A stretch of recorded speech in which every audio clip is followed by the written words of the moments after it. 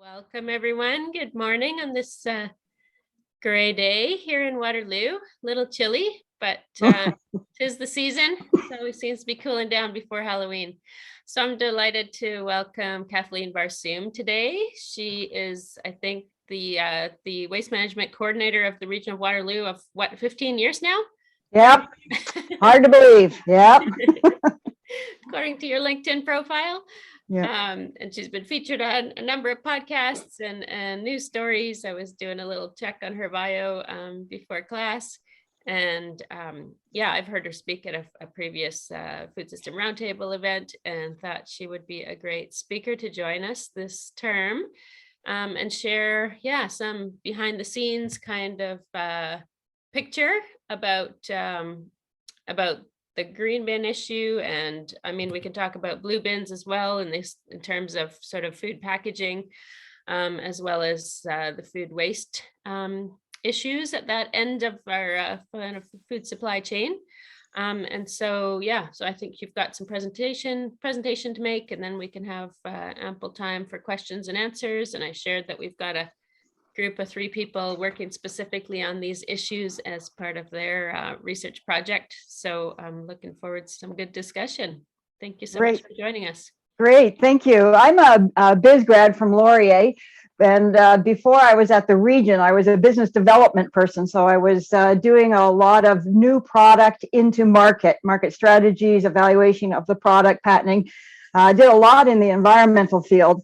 It was a pretty exciting job. I loved it. But then when I got to the Region, I just wanted to change of career path. And first day I'm driving in going, oh, what have I done? What have I done? Went from this really exciting to, but once I got there, they encourage us to grab a truck, drive around the site. The site is over 300 acres. There is an amazing amount of new innovation all the time, new technology all the time.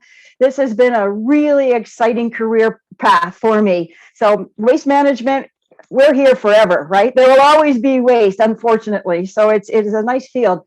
But one thing before I get started is I want to make sure we understand that as waste managers for the municipality, we do have 2-tier government here. So one, we have the cities, and then we have the Region. The Region takes care of a lot of infrastructure things, GRT, public health, waste, your water. But for waste, we view this with interconnectivity. So all of our waste programs are sort of meshed together for our promotion. All of our waste programs are valued equally. So what I want to talk to you today about is just to give you a little bit of background on things that we cannot control in the market for waste. And I want to bring in some relevance with recycling, but you'll understand why as I go along. And then I'm going to get into some policy towards the end, because we got a lot of really, really big changes coming up in Ontario for policy. So let me just share that screen. Can you see that? Everybody see that? Nope, probably not yet. Maybe I should. Now, can you see that? Perfect. All righty. All right. That's my name, in case you're wondering who I am. I do live in Waterloo. I have 5 kids, so I do know garbage. And the biggest problem with all of my household is the big guy, my husband. Why can't I get him to sort correctly into the blue box, into the green bin?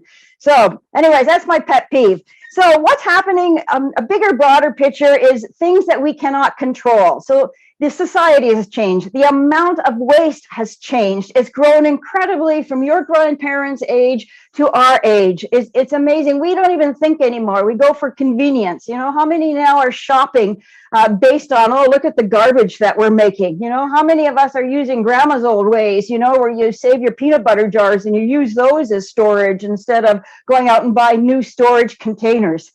Even the definition of waste has changed. It used to be something that was unproductive or broken. And now the definition of waste, if you look it up in dictionaries, is something that's no longer wanted. Well, to me, that's not waste. That's not waste at all. But other changes that are happening too is the type of waste that we're getting. So, the way that we even purchase all of our items changes what we do at waste management. So the growth of the online shopping has just been incredible. It has changed what's happening now with packaging. It's changed with cardboard particularly. So a few years ago, It was tough moving cardboard. And by the way, when we sell some of our materials, particularly our recycling materials, we sell them at market value. So we are subject to all of the market conditions that happen. So cardboard increased, the paper mills, the recycled paper mills are now jammed full. I mean, it used to be that we would sell, a truckload for a small amount. The amount now has increased a lot because the demand has happened for cardboard, but it's hard for us to collect. On the recycling trucks, there's only a small little opening to put the cardboard, but this has changed now even from how we collect and the amount that we collect. And this is probably a change that's going to stay with us for a long time. The packaging too has changed. And I want to bear in mind that when we're talking recycling, what we collect with recycling are food and retail store packaging. So we're talking food and drink and, personal care items like shampoo, cleaner bottles, like, your laundry detergent and some pet waste. We're not talking that we can put in your recycle box, plastic toys, because we don't know where that plastic came from. We're not talking that you can put in any metals. We get a ton of car parts into the blue box. We can't collect that. We have to make sure that the stuff that we collect has consistent material type so that we can use or sell those to the processors that are all local, but they have to know what that material type is made of. And sometimes when we have products from around the world, it's difficult. We don't know what that material type is. So we have a lot of confusion going on, a lot of confusion. So out there, here's a quick test. Do chip bags and granola bars go into the blue box? Yes or no? David, you're the only one I can see. Just shake your head. Yes or no? Goes into the blue box. No. No, it doesn't. See? I just wanted to ask a friend of mine, he worked in plastics, and he said the way to check it is that if you can stretch the plastic that you like the material, that means you can probably recycle it. If it's a plastic that doesn't stretch, like a chip bag or those other types of plastics, then they often don't. Is that not a good, I mean, that was a long time ago he told me that. It's sort of right. What we can take is, sorry, let me go back to the chip bags. So Yeah, the sorry. chip bag, of course, I'm going to finish this first, and then I'm going to come back to your question. The problem with the new packaging is that the producers can change the packaging at will, and they change it to what looks good on the shelf. So remember a few years ago, we saw a lot of pop bottles that were coming out that were half compostable and half plastic. We couldn't do anything with that. We couldn't send them to the plastic manufacturer because of the compostable part of it. And we couldn't send it for composting because of the plastic. It looked good on the shelves. In theory, it was a really good greenwashing, a really good sales tip, but there's nothing that we can do with. We're seeing lots and lots and lots of that. This it's not, you would think it was foil, but it's not. It's a multi-layered laminated product with a lot of inferior quality stuff in there. This is not recyclable. Now we have been accepting solid, rigid plastics for a long time. Those things are easy to recycle. Only the last couple of years, we started to collect film plastic. Now that's the soft, flexible plastic. Not a lot of municipalities can collect film plastic. We're very lucky that we have a processor close by, just in Listowel, that's taking our film plastic. But it's created more confusion. It's a lot of confusion. With plastic bags, we can take all retail store bags. It doesn't matter what color it is. It doesn't matter the thickness. The beauty of it is that the plastic formulation is the same. And plastics, the recycled plastics come in numbers 1 through 7. In the Region of Waterloo, we can take all 1 through 7. Not everybody can. It depends on the processing capabilities that you have. People get confused. What if this bag is like, a deep dark brown, and if it's very thick, if it can still go into the blue box because it's a retail store bag. Now, when we get into some of the other types of plastic bags, we can take bread bags and milk bags because the processor is using the right type of plastic. We cannot take stretch wrap. We can't take that. That's a non-recyclable type of plastic. We can't take plastic that crinkles like grapes or pasta bags. So it's really difficult for us to be telling residents, okay, this goes in, this doesn't go in. There's confusion out there based on the packaging type that the manufacturers are doing. We as processors have a hard time keeping up with what the manufacturers are doing. And we're often going, oh, geez, I don't know. I got to double check that. I got to go find out what this new product is made of so that I know what to where to tell residents to put it. Another big problem is coffee pods. You know, coffee pods have grown like crazy, but the manufacturers, we have coffee pods made out of recyclable plastic, made of non-recyclable plastic. Some are made out of aluminum, some are made out of cardboard.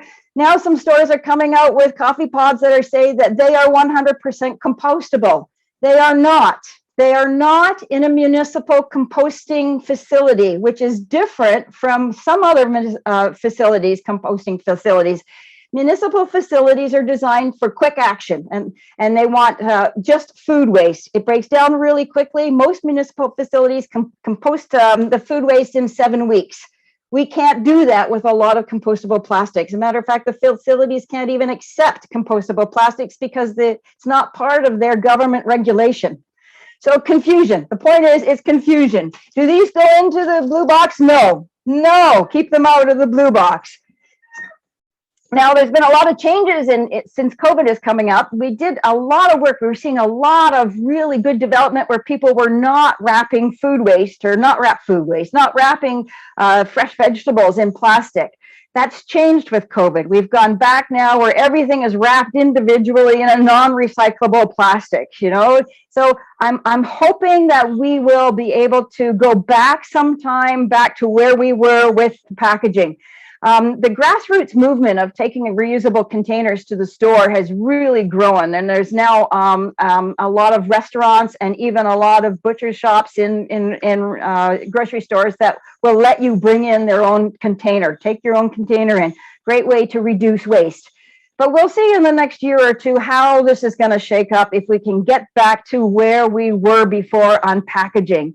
Now, I love the last one here, the naked foods. Our public health says near, natural, and naked. That's what you should think about when you buy food, near, natural, and naked. You know, shop local, make sure it does not over-process, make sure it's not wrapped. Let's hope we can go back there. I want to give you just a little bit of an understanding of the global conditions that's actually impacting our waste streams. Now, you've probably seen all of the ads and a lot of articles in the news, you know, recycling's going overseas, you know, it's just been doom and gloom for the last couple of years. The recycling market is failing, but it's not failing at all. The global conditions have changed where we used to send all of North America and pretty much the world used to send all of their recycling materials to China and they would sort it. The stuff was not clean, as in well sorted. So China's closed the doors. They have enough economy now that they can get their own feedstock from their own recycling. That's impacted the North American market where all of a sudden we're going, oh gosh, we don't have enough processors to take all of these different items. So the processors that are here can be really selective and they can buy only the best sorted material. When the processors use their stuff, and it's just like the green bin or the blue box, again, the same principle. They do not want contamination. They do not want other stuff mixed in because it harms the process. With plastics, we have to sort at the sorting center all the plastics by number. We send number ones, just number ones. Those are water bottles, pop bottles, usually. We cannot mix a number 4 plastic or a pop bottle in with that number 1. It has to be clean. Pure. Contamination rates run that they will accept at the processors is about a 1 to 3%. That's it. Anything more than that, and they will refuse the truckload. They will downgrade it for recycling. Same with organics. If we have contamination in there, they will refuse the truckload. So we have to make sure we have really clean material. Now, here in the region of Waterloo, we stuck with the 2 blue box program, and we have green bin. What we have is part of our collection contract, the collectors are allowed to do a visual inspection of the blue boxes and the green bin. They are allowed to leave these items behind and not collect them if there's contamination in them. Now, that's been a beauty for us, keeping with the small blue box. A lot of municipalities have gone to the big carts, which is really, it was a good move 5 years ago because it reduced collection. charges, but contamination rates are higher. So with having the collectors refuse to collect things, and they leave a nice sticker behind, this is what was wrong. You know, we spend a lot of time with education. But because of that, about 90 to 95% of our blue box material gets recycled. So we have really high processing rates because we have low contamination. With our blue box and our green bin, our contamination rates curbside to our facilities is probably less than 5%. And then we have to clean up the rest of it to reduce it to get down to the 1%. If you compare that to some municipalities that have the big, huge carts, their contamination rates before it comes to their facilities, their contamination rates are running at about a 40%. You cannot process that. It's like baking a cake. You're not going to put flour in it that has garbage in it. You know, we have to make sure that the materials we send are well sorted, or it will not get recycled. Now, what else is happening is the Blue Box program is changing to a circular economy, and I'm going to come back to that. But we have no control over some of these. We have to be very reactive now in what's happening to make sure that we're still collecting well-sorted materials that can be recycled. And we call the green bin recycling. Like the green bin, we call it, you know, the Blue Box's little brother, only because the green bin started first. In our residents' minds, we have to promote both of these the same, Blue Box, green bin. So all of our material have how to sort for both. Part of the problem, though, is that it's voluntary. So we have to have really well sorted material right at the source, and that's in the home. So the Blue Box material has to be well sorted. Don't put your car parts in the Blue Box. It can't get sorted. Same with your green bin. The bucket that you see there, the blue bucket, these are actual materials that came through the green bin. People are throwing things like water bottles, pop bottles. We're getting jars full of pickles. You know, people are cleaning their fridge, but they're not emptying out the containers.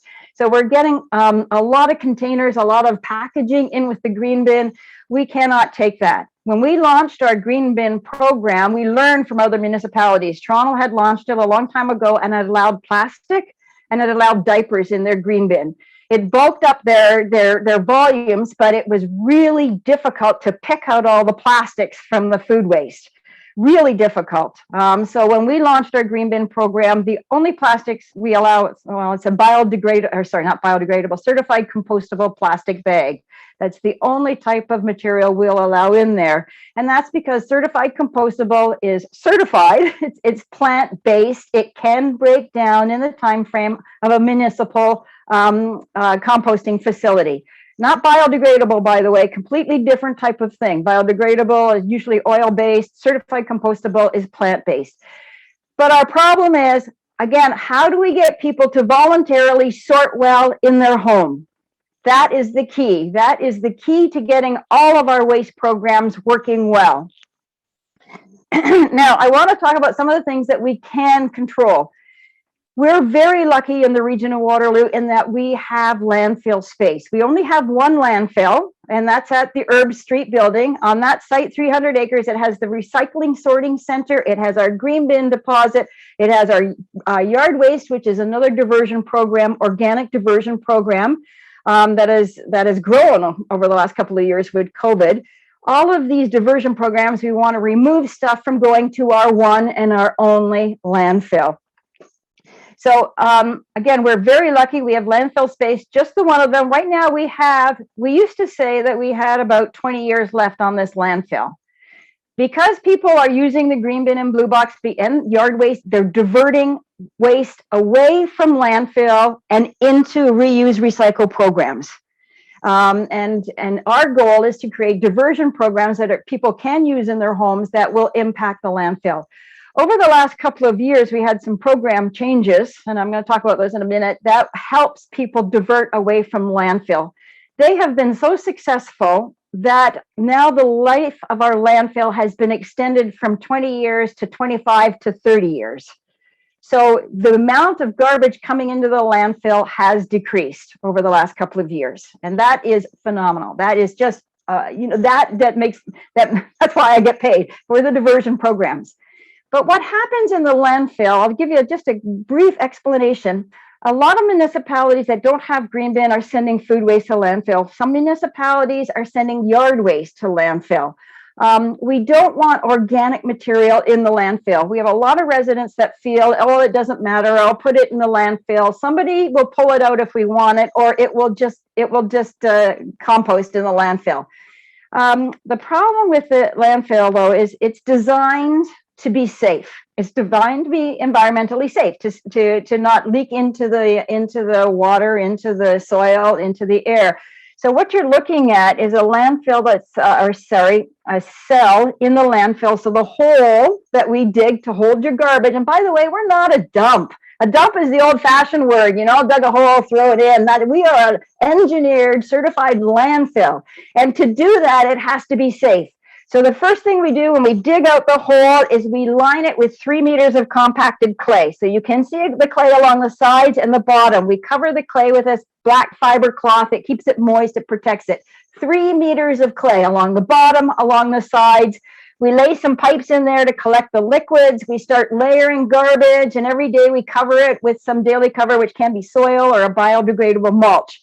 Layer it. When we can't get any more into it, we'll seal off the cell with another 3 meters of clay. So now we have a Tupperware container, basically. Our garbage is in there. A couple of 1,000 years from now, the archaeologists are going to dig that up and find out, what we're throwing up and are throwing out in our lifestyle. When there's organics in there, though, it is the worst place for organics because it is not designed for healthy decomposition. It is packed down. There's no air that gets in there. The compression rates are in the landfill are so tight that we want to fill every centimeter of space. So there's no air that's getting in there. There's no water that's getting in there. Often food waste that comes in the landfill is wrapped in plastic anyway, so it's really hard to break down. It's unhealthy to break down. Food waste, organic material in the landfill, though, because it's unhealthy to break down, it will produce gas. And all landfills produce gas. All of them do. 50% of the gas is a methane gas. That is, of course, a greenhouse gas, dangerous to release into the atmosphere. Food waste is not good in the landfill. You'll find a lot of landfills have a big stack. They have a flame. They're burning off the methane. We have a gas collection system where we drill in and we run pipes both horizontally and vertically to pull out the gas. We use the gas as a fuel source to run generators to produce electricity. We're running 6 generators on site. The electricity goes back into the power grid. We're producing enough electricity to power about 4,000 houses from the organics gas. The electricity plant, though, that was mid-90s that was putting in. It's getting older now. We have to think about what we're going to do for the future. But our goal is to reduce the amount of organics waste going into the landfill. Green bin has definitely been a factor to help that. All righty. What's changed, though, how we had to get residents to actually sort better at home. We had plateaued at our diversion rate at about 50%. 50% of all home waste collected was being diverted. And so that's the green bin, that's the yard waste program, that's bulky items. Most of those, we pick up fridges and stoves, they're sent to Hamilton steel plant. So a lot of those are recycle, reuse programs. But we had plateaued for quite a few years. We couldn't get people to move off of this. The garbage rates coming in were really high. So council made a decision 2017 to change the curbside waste collection programs, where we would run the diversion programs, the green bin, blue box, every single week for unlimited amounts. And we changed garbage collection to every second week. And we went from a 10-bag limit, which was waste staff were just, we couldn't believe it. That was way too high. But we went to a 4-bag limit. Now, this is still very generous. A lot of other municipalities have a 1-bag limit or have a user pay. You get no bags. You buy tags for each of them. So we have it's still quite a good program. Well, generous. I don't know about good, but generous.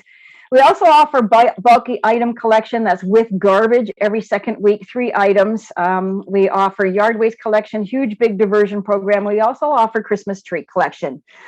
Ladies and gentlemen, what you're seeing here is really what we call sort of the Cadillac of services. It's a very generous package of services for curbside collection. We still offer a lot of other type of depot type collection at the landfill sites. So that's for HHW and e-waste, that kind of stuff. But this is what you get curbside. What happened with the changes, it took us a full year to kind of get residents used to that this is going to happen. And residents were very upset. And I'm speaking conservatively. They were very upset that we were going to go to every second week garbage. How can I do 4 bags? How can I do this? We spent a lot of time educating. We gave out a lot of free green bins and blue box. And by the way, containers are quite expensive. We gave away a lot of free ones to get people going. You know, we spent 6 months, get started on this. When the changes came out, March 2017, all staff were out in the community. You know, we were expecting a lot of issues, but it went so smoothly. Within about 4 to 6 weeks, residents were really into the groove of this already. You know, they found that it wasn't that hard putting garbage out every second week if you use the green bin. If you made sure that you sorted out your food waste into the green bin, it's not sitting in the garbage, it's not stinky, it was manageable. And then we started getting people coming into the office saying, do you know what can go into the green bin? Like, they were amazed. But it wasn't until we had this policy change that we could get people to really buy into green bin, to really rethink their sorting habits. I mean, we've been running Blue Box since 1983. People think they know how to do it based on what they learned 20 years ago. They don't realize packaging has changed, program has changed. So this has been quite a good opportunity. And by the way, we are funded by, our mandate is residential garbage, because we are funded by property taxes.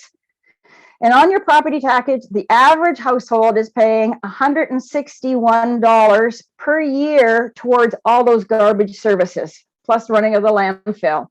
The money that we have is actually quite limited. We are, again, residential services. We don't collect from businesses, and we consider large apartment buildings a business.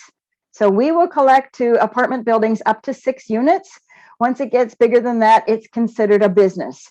So we do not collect from your Kaufman business. We don't collect from the larger apartment buildings, but we don't collect their garbage either. So there are many private waste haulers that do service the business and the large apartment building industry, that sector. They do offer garbage collection. They do offer recycling collection. They do offer green bin collection. So the services are there. Talk to your property manager if you don't have it and you would like to investigate it. The difficulty with larger apartment buildings is contamination rates. The contamination rates are so high with apartment buildings, particularly the older buildings where you have to actually take your food waste and walk it downstairs and outside to the carts. Carts are really contaminated. We're running about 30% contamination rates at the carts. So to be fair to some of the property managers, it's a difficult program to manage. And if the carts are too contaminated, they won't be collected. And then you have to pay for an extra service to come in and collect the garbage. So we've got to do a lot more education. I'll get back to that. Anyways, impacts to us. What we noticed right away, the impact change, the amount of food waste that we started to collect increased. And it wasn't until we had that policy change till we really started to see movement in our garbage amounts. Blue box went up, green bin went up, yard waste went up, garbage went down. It was great. I mean, this happened instantly in a year or two. Now in a municipal lifetime, a year or two is rapid. That's super fast. So we did some audits in 2019, and what we are seeing though is we're still getting a lot of food waste into the garbage that is going into landfill. So despite the fact that we saw huge achievements, we still recognize that we have a way to go. So that's a little disappointing, but we've got some plans for that. Our diversion rates did jump up to 63% from 52%. So we moved that needle really quick in a couple of years. Selling the green bin has always been hard. We have found that there's like a whole generation out there that is completely disconnected from food, completely disconnected from growing food, from where it comes from. We'll put it in the garbage and it disappears. We have spent so much time and energy, and we found that the right benefit to speak to the residents that they understand is bringing it back to what the compost is used for. Bringing it back to the local farmers that receive our green bin compost. We had to walk them through the process, use the green bin, we turn it into compost, it goes back to farmers' fields. The compost is so healthy for the soil. It is better than, the artificial fertilizers, which are really petroleum based usually, which also run off really with rain. But, the compost will get mixed in with the soil. It stays in the soil for about 3 years. The benefit is felt for about 3 years. It actually changes the soil. It becomes healthier. It becomes able to retain water. We had to sell our residents on understanding what the compost process was. And then what we're going to get, because you've got healthy soil, you've now got healthy food again. And, we had a lot of these campaigns of healthy food, for our healthy kids, just use the green bin. We had to build that connection first. And then we had to go back to the waste connection. You use the green bin, you have zero waste. It is zero waste. Everything that goes into the green bin is composted, reused again. It comes back to you. You start again. It is a really, such an all natural process. Even when we compost it, when we send it to the facility, the compost facility, there's no mechanical, there's no chemicals, there's nothing that's added. It's an all natural process. It's just done indoors with controlled environment, so it can break down really rapidly. So I'll send you a video when we're done here. So they just grind up the food and they put it in sort of these tunnels. They close the door. They monitor the moisture rate. The heat will start automatically once the food starts to break down. And then they can get it into a beautiful, beautiful compost within about 8 weeks, 7 or 8 weeks. It has to cure outside. Because we're in a municipality, the stuff has to be tested by independent third-party labs. So we send it all out. It's before we can give it out, and it's high quality. It's just gorgeous.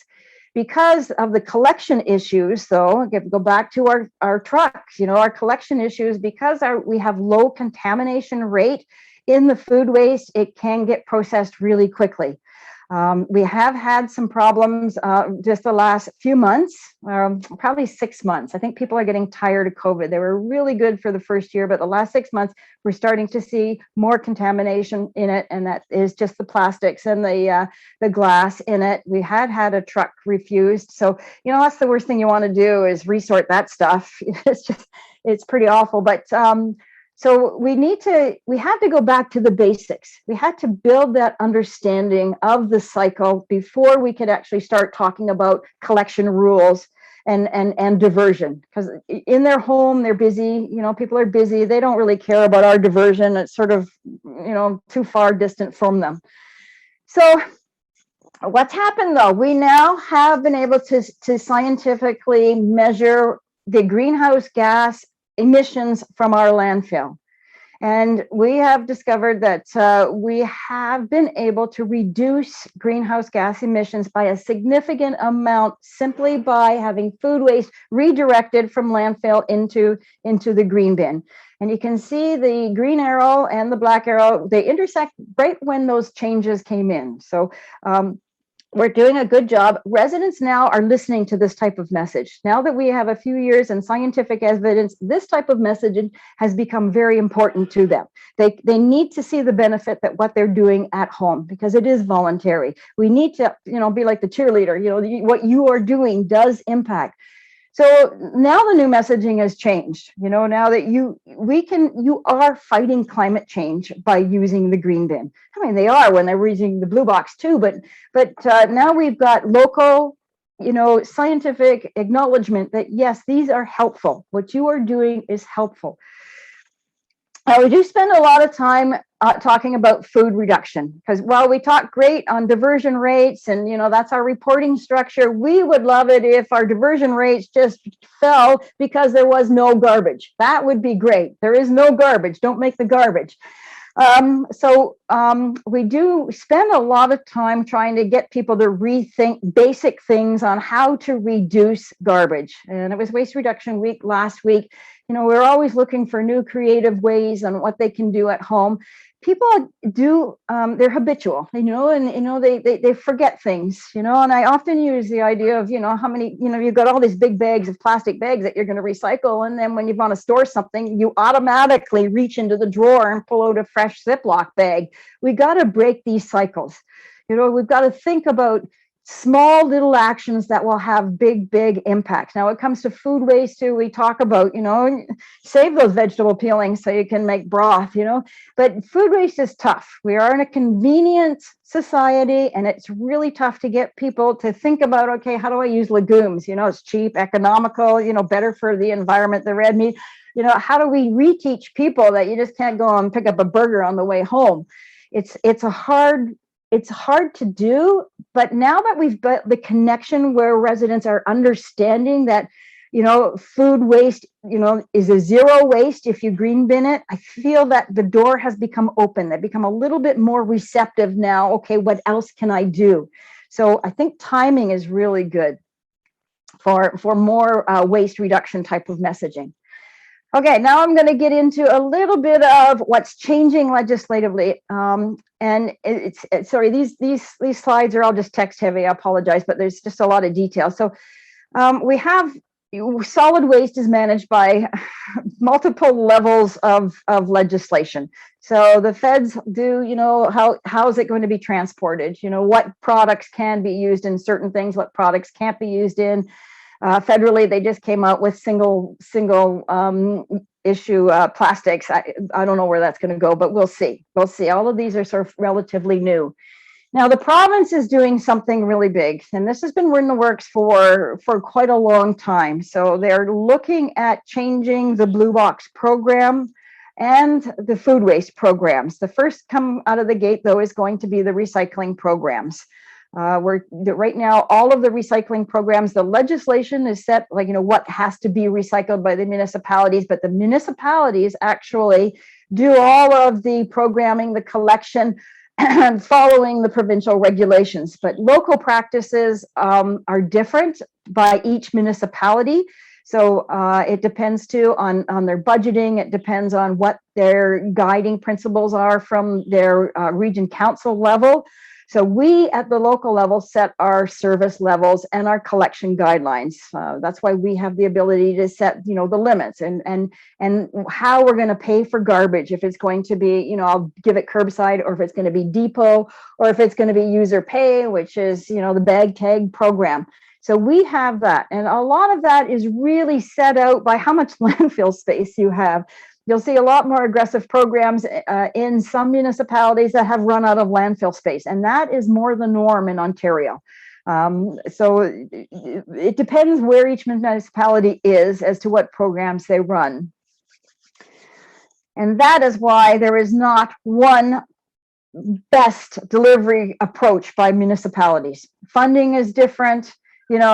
Market is different. Collection contracts, each of us have our own collection contracts. And right now, the Region of Waterloo, the region picks up from the 7 municipalities. We have 2 collection contracts, one for the Tri-City area and one for the township areas. Collection's expensive. I mean, we're talking 17 million. I mean, collection's expensive. We have a lot of municipalities that give out big, huge carts, or you can buy the big, huge carts. They give out containers. Containers is part of the promo, though, benefit. And so do municipalities want to absorb those costs?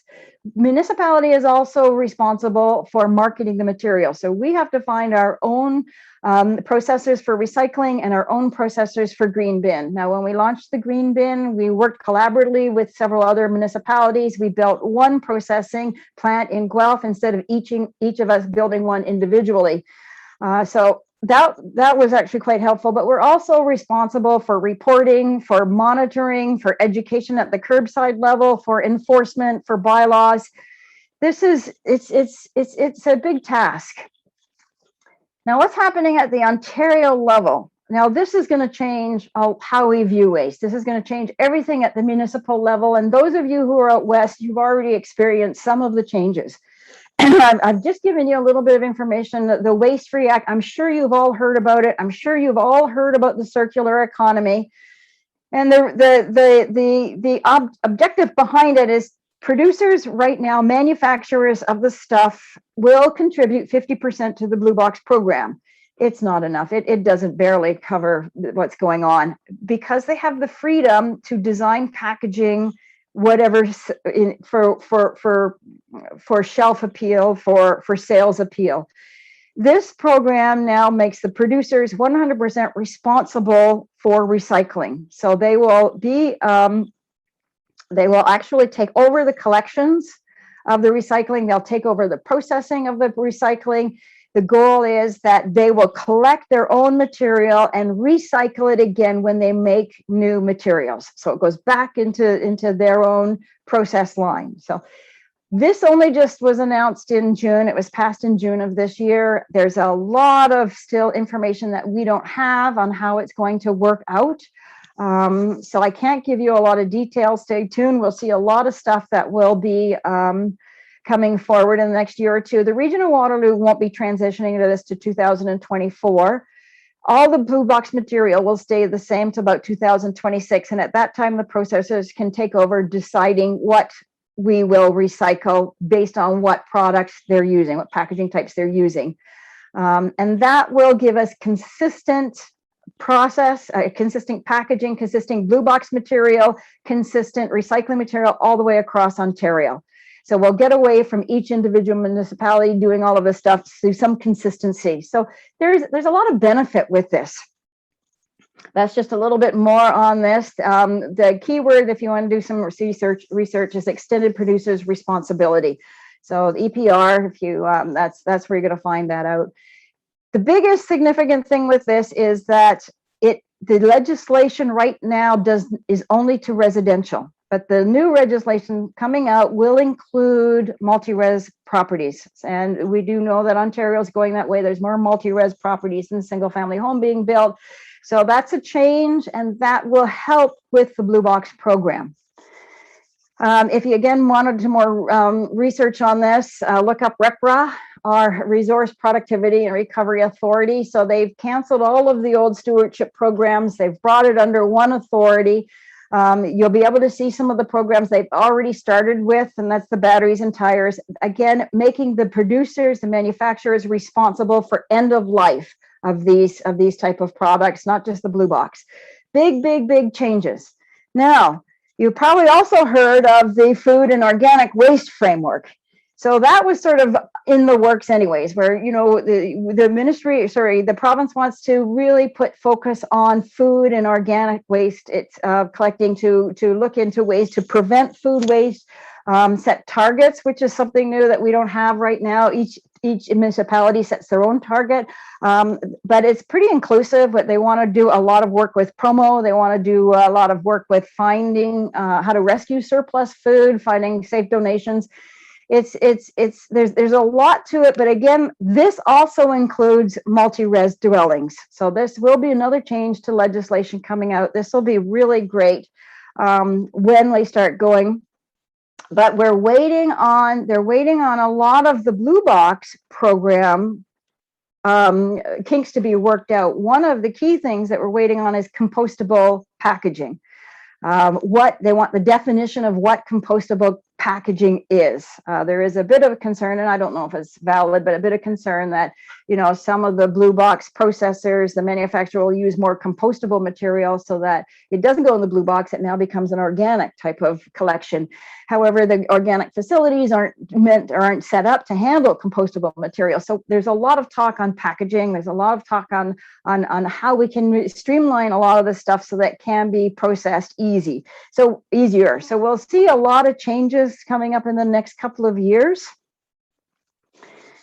But I'm almost done here now. Now I want to just go over some of the issues that we're facing right now, and that we have to overcome as we look forward. You know, how are we going to get the diversion rates for particularly food waste, you know, into a better framework? Right now, there's low capture rate. You know, it's pretty expensive to provide carts to set up a collection, you know, weekly collection for food waste. It's very expensive, particularly if you're getting low capture. And the reason people are not walking down to the Blue Box, to the green bin, and there's high contamination rates, people will go to the first cart and throw things in. even some of the newer apartment buildings that have chutes that have organics and recycling and garbage and are still having problems with contamination. People aren't sorting in their home. You know, they're not putting them in separate bags. They're not putting organics into a sort of like compostable bag. They're putting into a plastic bag. We still have a whole lot of work to do, a whole lot of education to do. As this moves forward for municipalities, I think it will change a lot from waste handlers like ourselves into other departments. Public health will become more involved. We want to talk about reducing waste before it becomes reducing food before it becomes waste. So we'll talk about nutrition. So there's a lot of education that we have to take care of. And we talked about a lot about the municipalities, the upcoming change to the blue box, how that is going to impact what happened. Also right now, there is a bit of a shortage in processing for green bin material. Hopefully, so we'll get some new processors online. It is a rapid turnover, but it's a lot to build any type of waste facility, whether it's a landfill or whether it's a green bin processing. There's a lot of red tape and regulations that you have to go through, get approvals for at the ministry level. So with us, we see a lot of that interconnectivity with waste streams. I don't know how we can promote one without the other. We'll see what's happening. COVID has changed a lot. There's a lot up in the air, but I think the timing is really, really, really good. All right, I'm going to turn this off for right now. Stop sharing. I see there's a few things in chat. Let me just, here, you know what? Maybe I'll just go on to the next screen and you can just keep that up. Okay. How many people line their large and small kitchen? Okay. Again, we're going back to when we brought out the green bin, we didn't make the liner mandatory. It was disgusting. Curbside. If you have a green bin that's not lined and there's food waste and it's hot, some of our collectors, it is disgusting. It turns to soup really quickly. We also we're allowed pet waste, cat litter and dog feces into the green bin. Our processor tested it. They were given the okay by the ministry to allow it in, but it's supposed to be mixed in with food waste. What we do see in the springtime is people cleaning out their backyards and just putting a lot of dog waste in there. It's soup. So it's really tough to collect. What we're asking people to do is add more fiber into the green bin. So what I do at home, I put newspaper flyers on the counter. I do my peeling into there. I scrape my plates into there. I roll up the big ball of paper. I put that into the green bin. So that helps with keeping the moisture down. COVID has changed this now. COVID rules are the collectors can't collect anything that's open or exposed. So we've changed our rules with green bin. You can either put kitchen catchers, line the small kitchen catcher with the kitchen bags, certified compostable bag. You can put multiple small bags into the green bin or line the green bin. In the summertime, use paper, please, or you can use certified compostable. Whatever it is, make sure the food is contained. You've rolled down the top or tied it when you put it out for collection so we don't have raw material exposed to our collectors. Okay, we don't accept sewage sludge at our landfill. Biosolids is part of the water department, and I could give you a contact there if that's what you would like, but I can't make a comment on that. I'd like to understand more about plant-based certified compostable bags. Okay. Do you guys have any questions? Other than what's in the chat? Open it all up. Shoot. I have a comment. Just getting to how successful your transition programs had been to getting people to reduce their waste and all those sorts of things, and how it was an investment. And you gave people bins and that sort of thing. I'm wondering if there's a possibility for the same sort of, and now looking forward at the rest of your presentation where you see that now waste collection is going to be taken over by somebody else. So maybe it's not the best business decisions at this point in such a short period of time, but at the same time, and it's an important population to capture, is these buildings of more than 6 residents. As we know, our urban populations are growing and everybody's moving to cities. So I was curious as to what retrofitting can be done, because, we can't keep just relying on new buildings in order to provide this, because breaking down our old buildings and rebuilding is not a green process in itself. So I was wondering if there's some sort of subsidizing, or if you were able to offer conditional pickup to buildings that are over 6 residents, to say, well, if you are actually meeting these targets of contamination, then we'll pick it up from you. But if you're not meeting it, then you know, you're gonna, and then it really brings it back down to an economic position for those places that are above 6 residents, to say, well, if I can't meet these targets and my residents aren't willing to do it, then my condo fees need to go up, because we're gonna have to start paying for the garbage elsewhere. And then you're taking it to a more of an economic thing. So I was wondering what, like here you were able to offer bins to the individual residences. What kind of infrastructure is needed, or what could you be offering as a transitional programs to help these buildings? Because it sounds like if you were able to get them to do it for 1 or 2 years, you'd be set. They would all of a sudden just be part of norm, and then things would be, people would be pretty happy. So yeah, I was just wondering your thoughts on that. All right, no, good question. I just want to clarify something. Only the blue box is changing. We will still be running curbside collection for garbage, for green bin, for bulky. So we will always still be in the collection business, collection and managing waste business. So now with the multi-res, we have had some pilots programs at some multi-res in across KW to test contamination for green bin. So we do give them carts. We do give them a different type of containers for inside apartments, but they do have to still walk them out to the outside. So for the last couple of years, we have been testing it. Contamination rate is a real problem, even with our advanced promotion rate. And the nature of people in apartments is they don't stay in apartments for 30 years like they do in a residential home. So it's a transient type of thing.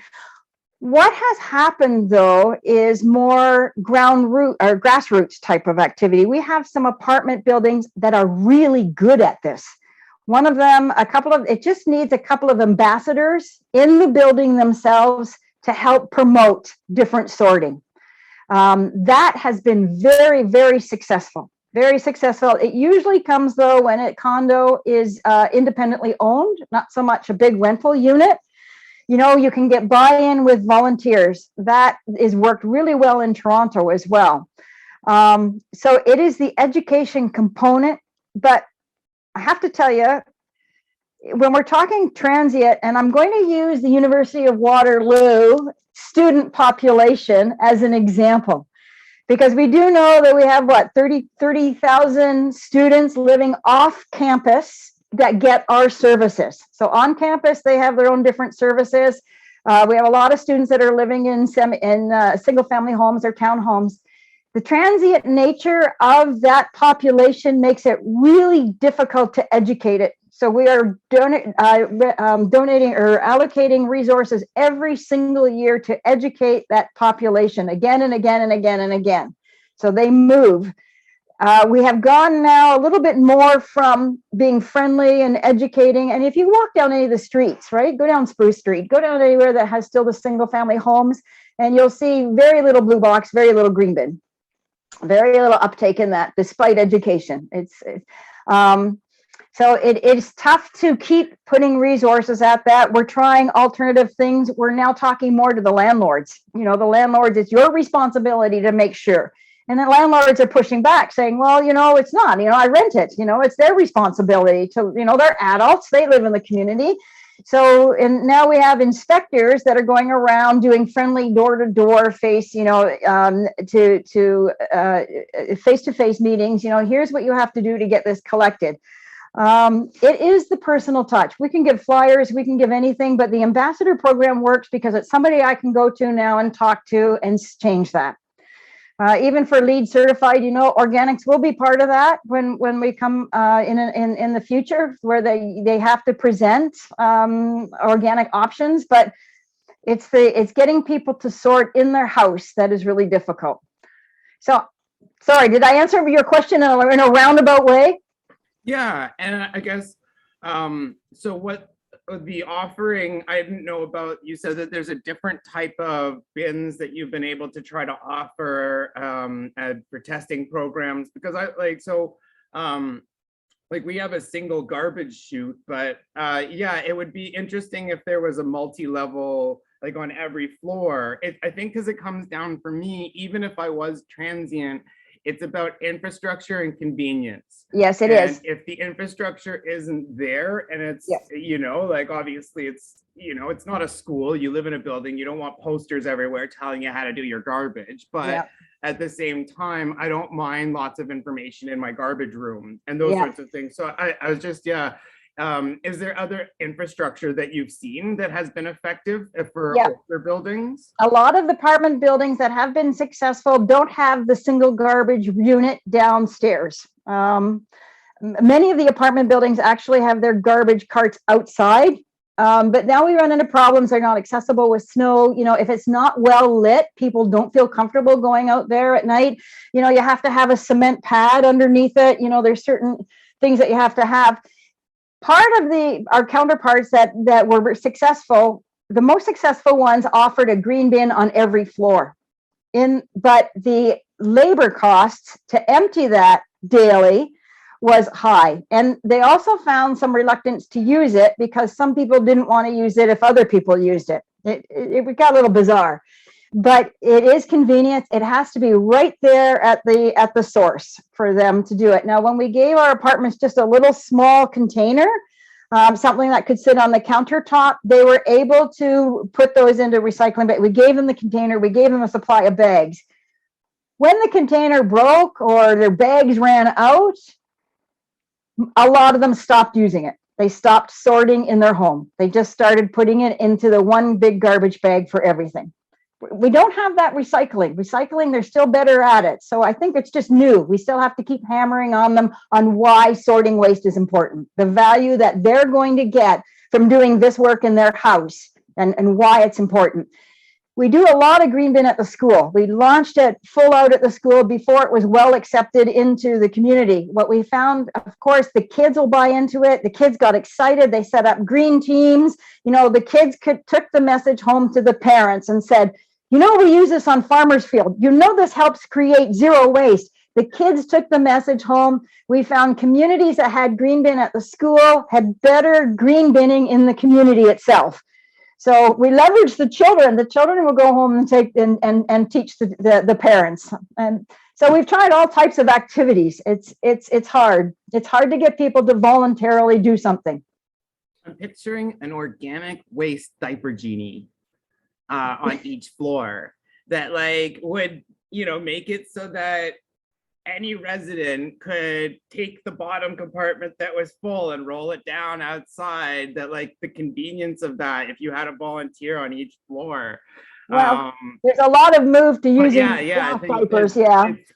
Diapers are that I think for the infrastructure, there's clearly nothing that's convenient and that's the right answer yet. So I think that's maybe where it comes down to. And diapers are a tough one to green bin. I mean, there's too much plastic in there. You get the little beads in there that absorb moisture.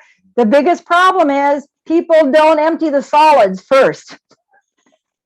So it's been tried. There's still a long way to go, but I think what we do need to do is get people to really understand the connection between environmental benefits and how this can help. Do we have any more questions?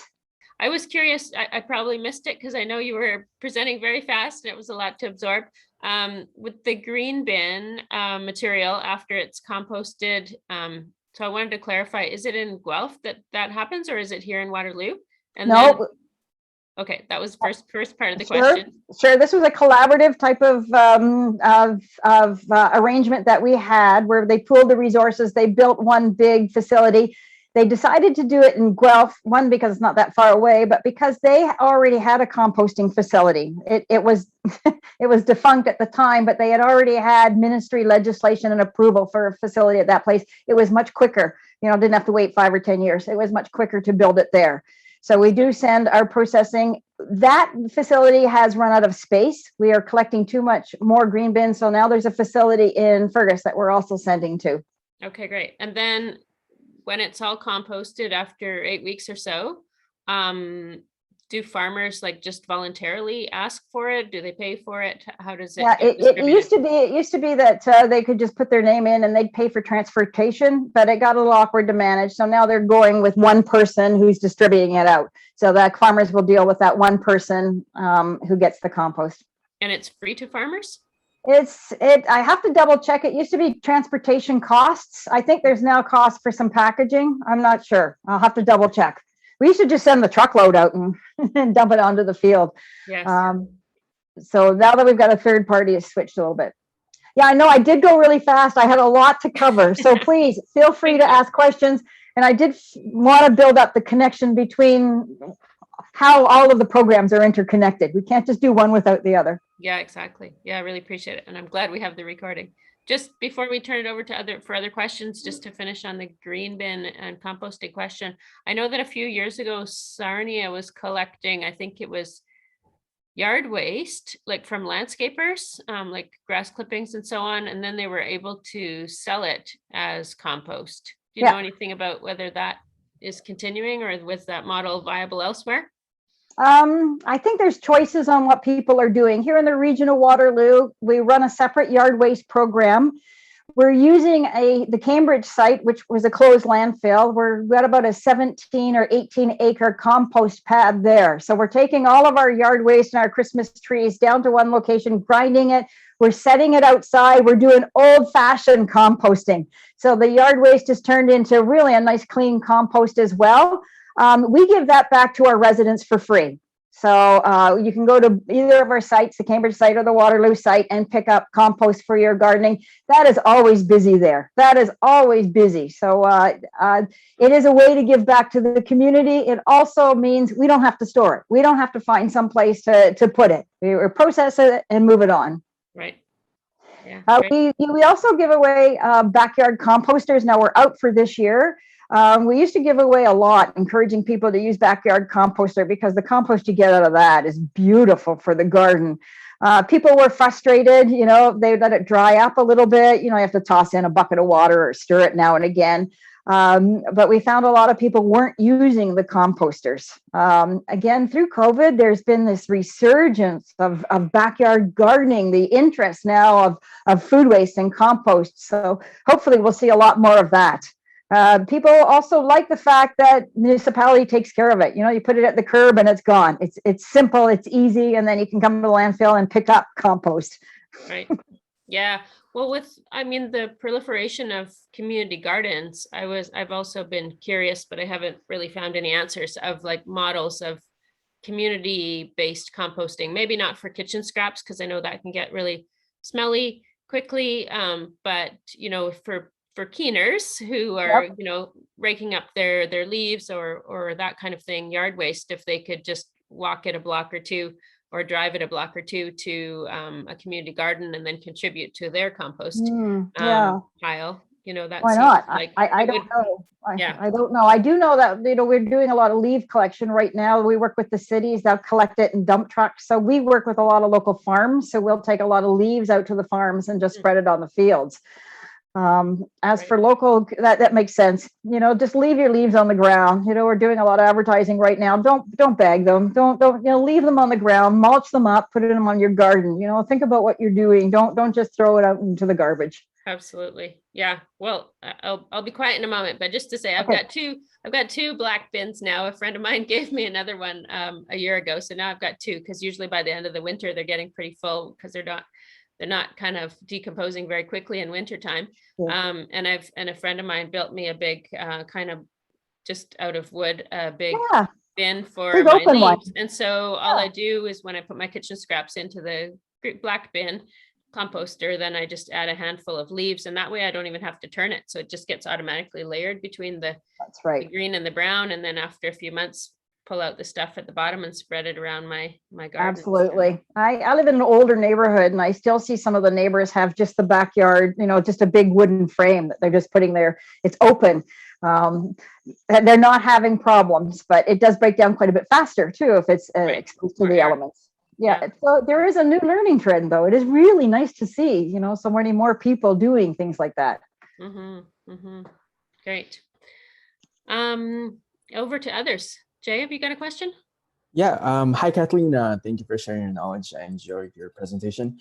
And so I have a more different question in regards to manufacturers and the materials they choose for their products, partly because I am interested in the business side of waste management and eco-packaging and the factors that drive it.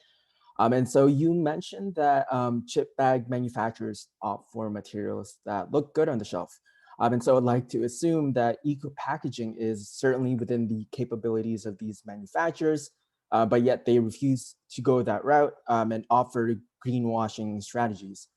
I guess now to preface my question, Red Bull, the energy drink company, in the past has strategically placed empty cans of its product in garbage bins for the public to constantly see, and they saw great results in terms of sales. So with this in mind, do you think that manufacturers are very much mindful of this ploy within our attention economy and choose to consider materials that can be easily and conveniently thrown out in regular public bins, in which also quote unquote look good in the garbage as a lucrative marketing strategy? And are there legislations or policy directions that incentivize eco-packaging and protect consumers from wasteful packaging?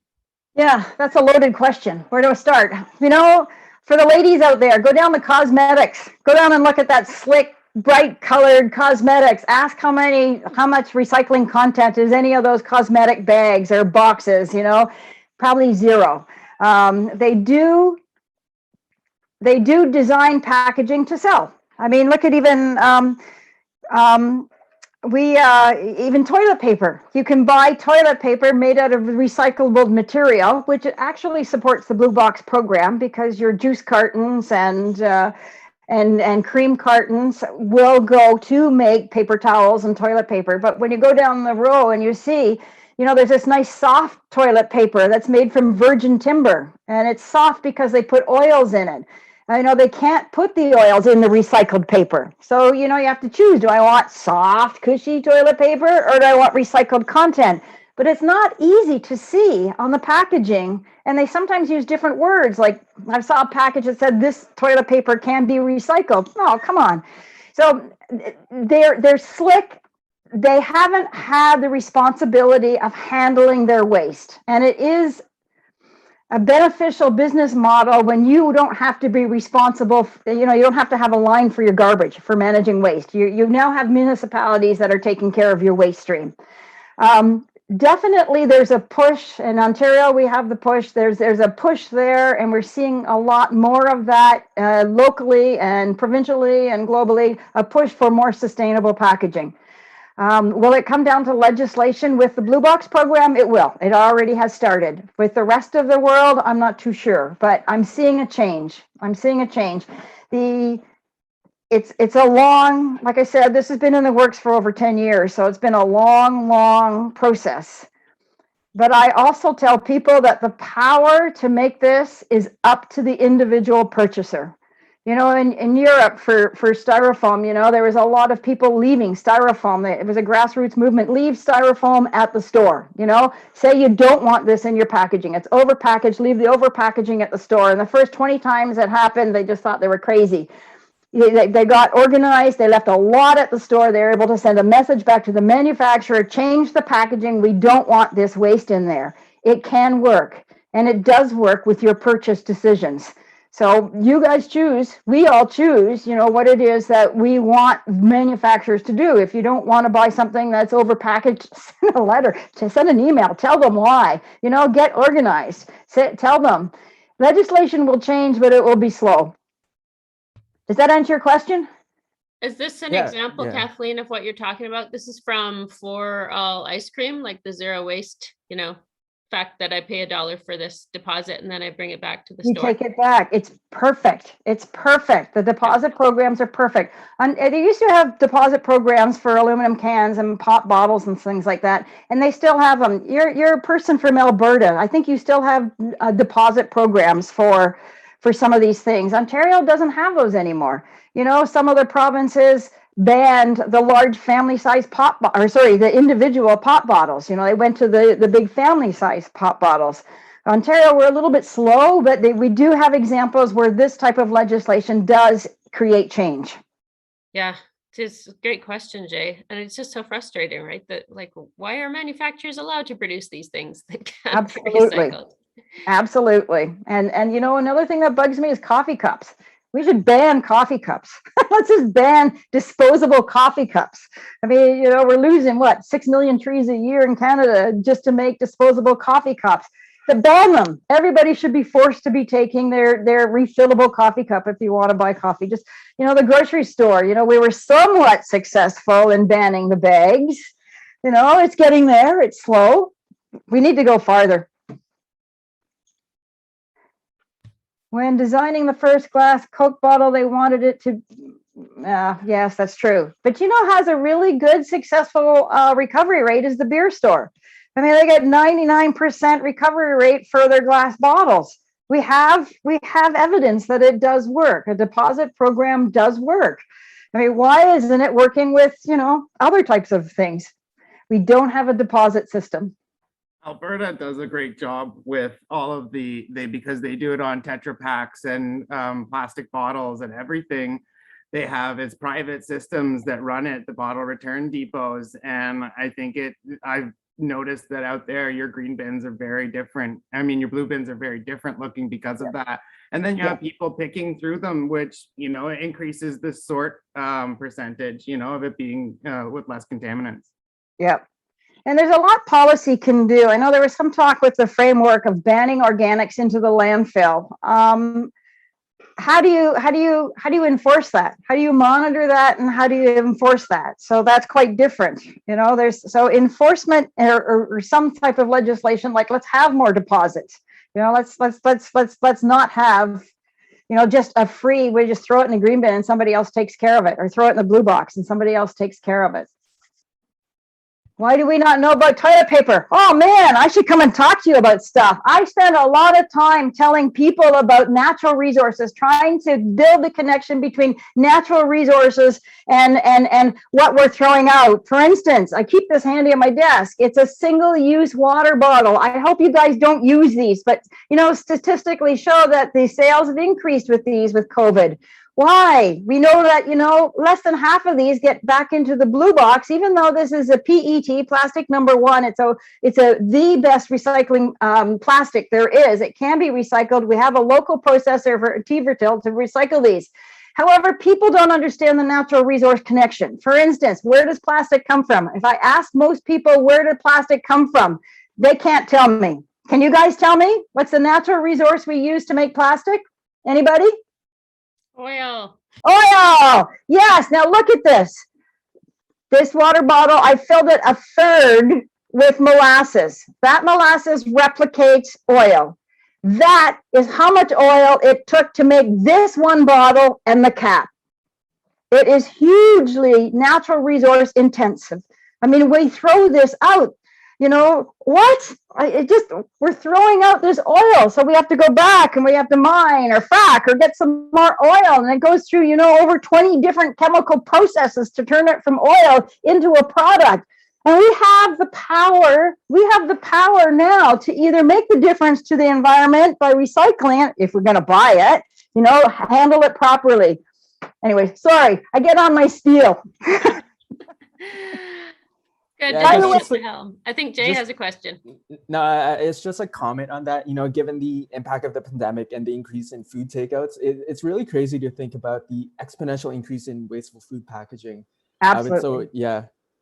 And you know, the type of it, we need to get away from styrofoam. I know styrofoam is really cheap to use, but we do not have a processor that wants styrofoam. And styrofoam used for food is you know, by the time the food bits put in the styrofoam, it absorbs into that material. It makes the styrofoam not recyclable anyways. I really give kudos to the stores that have come up with paper containers. And if you have a choice between styrofoam and paper, always take the paper container, because at least that can go into the green bin. You know, food bits and all can go into the green bin.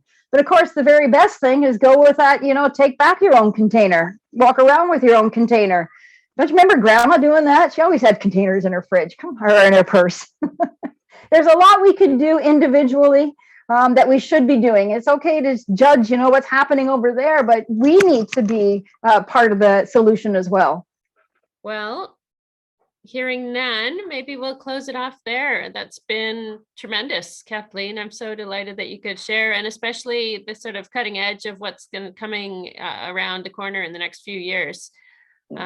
Seems long overdue to me, but I'm glad to hear that it's finally coming down. Finally, it is long overdue. Finally, yeah. So all of you people that live in the region, download the WasteWiz app.